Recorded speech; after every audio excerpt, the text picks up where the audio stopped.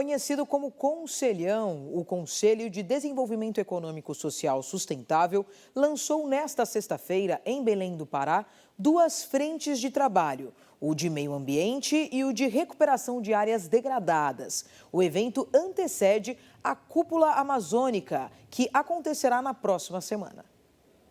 Ministros do Conselho de Desenvolvimento Econômico, Social e Sustentável, o chamado Conselhão, começaram a chegar ao Diálogos Amazônicos nesta sexta-feira, em Belém do Pará.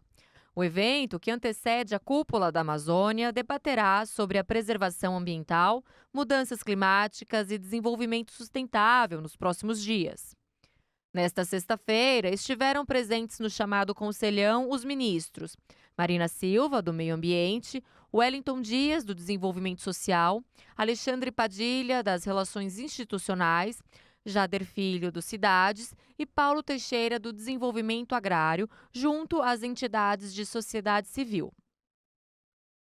A ministra do Meio Ambiente, Marina Silva, citou a importância da Amazônia para o PIB da América do Sul. Porque a Amazônia é responsável pelas chuvas que são produzidas para toda a América do Sul. 75% do PIB da América do Sul está correlacionado com a água produzida pela Amazônia. Se nós somos importantes para equilibrar, para desenvolver, nós temos que ser importantes igualmente para criar benefício para a nossa população. O ministro de Relações Institucionais, Alexandre Padilha, ressaltou o investimento do presidente Lula de 60 milhões de reais em agricultura familiar na Amazônia. A maior compra pública de produtos da agricultura familiar está sendo feita neste momento pelo presidente Lula. Aqui na Amazônia serão 60 milhões de compras da agricultura familiar, das comunidades tradicionais, dos extrativistas, dos quilombolas, das nações indígenas e da agricultura familiar. Padilha afirmou ainda, em coletiva, que serão instalados dois grupos de trabalho, o de meio ambiente e o de recuperação de áreas degradadas. No Conselhão nós instalamos dois grupos de trabalho. O Conselhão reúne essas pessoas, elas constroem propostas para o presidente Lula na interação dos ministros e ministras com a sociedade. Um grupo de trabalho exatamente do GT da Amazônia, que vai reunir o conjunto de iniciativas do governo, de vários ministérios, interagir com a sociedade para construirmos esse projeto de desenvolvimento sustentável para a Amazônia brasileira, e um grupo específico para debater a recuperação de terras degradadas. Esse foi um pedido direto do presidente Lula. Além dos grupos, será assinado um acordo de cooperação técnica entre os ministérios para o Bolsa Verde. Após os diálogos amazônicos, o presidente Luiz Inácio Lula da Silva, do PT, participará nos dias 8 e 9 de agosto da cúpula da Organização do Tratado de Cooperação Amazônica. O presidente Luiz Inácio Lula da Silva viajou na manhã desta sexta-feira para o Amazonas, onde relança o programa Luz para Todos. Durante o evento, Lula assinou um decreto que autoriza o Brasil a importar energia elétrica de países vizinhos, como a Venezuela. A medida é necessária para que o país volte a comprar energia da hidrelétrica de Guri, na Venezuela. Essa importação já era feita pelo estado de Roraima, único que ainda não está conectado ao Sistema Interligado Nacional, uma rede que liga todos os outros estados brasileiros por meio de linhas de transmissão elétrica. A compra de energia venezuelana foi interrompida no governo de Jair Bolsonaro. O novo decreto determina o estabelecimento de políticas nacionais para integração eletroenergética com outros países. Essa medida é necessária para que a linha de transmissão que conecta a Venezuela ao Brasil seja renovada. O texto diz ainda que a compra de energia elétrica precisa ser aprovada pela ANAEL, Agência Nacional de Energia Elétrica, após manifestações do Operador Nacional do Sistema Elétrico e da deliberação do Comitê de Monitoramento do Setor Elétrico quanto ao preço e a quantidade a ser importada. Durante o evento em Parintins, Lula também assinou uma ordem de serviço para o início das obras do chamado Linhão do Tucuruí. uma linha de transmissão que vai ligar Manaus a Boa Vista e conectar Roraima ao Sistema Interligado Nacional. A obra é pedida há anos pelo governo de Roraima, que sofre frequentemente com a falta de energia, mas nunca saiu do papel. O ministro André Mendonça, do Supremo Tribunal Federal, votou para que ele participe do julgamento do marco temporal de terras indígenas.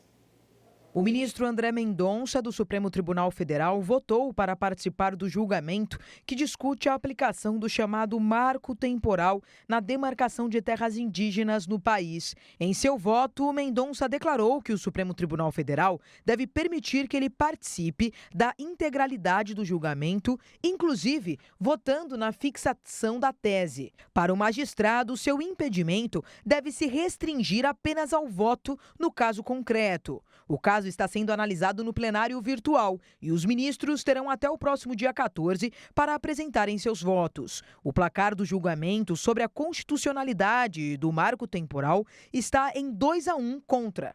Os ministros Edson Fachin e Alexandre de Moraes se manifestaram de forma contrária à tese jurídica. Já Nunes Marques é a favor. Se aprovada a tese do marco temporal, os povos originários só poderão reivindicar a posse de áreas que já estivessem ocupando na data de promulgação da Constituição de 1988. Terrenos sem a ocupação de indígenas ou com a ocupação de outros grupos nesse período não poderiam ser demarcados.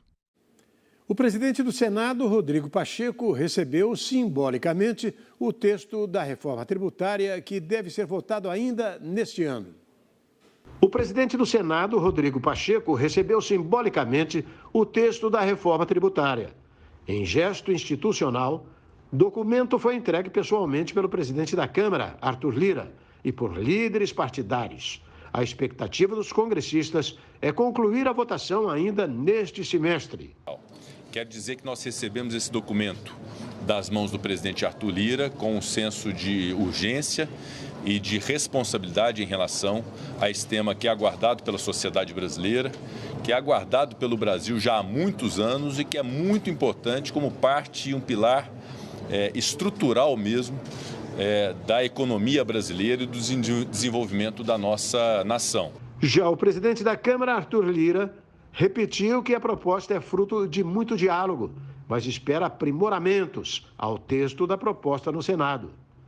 Lógico que uma matéria como essa, com a complexidade que tem, nem todo mundo fica satisfeito, mas ela tem uma espinha dorsal equivalente a um salto de qualidade para um mundo diferente do que nós vivemos hoje. O senador Eduardo Braga, do MDB do Amazonas, será o relator no Senado. Nós iremos examinar cada um dos artigos que foi aprovado pela Câmara para que nós possamos aqui no Senado dar a nossa contribuição.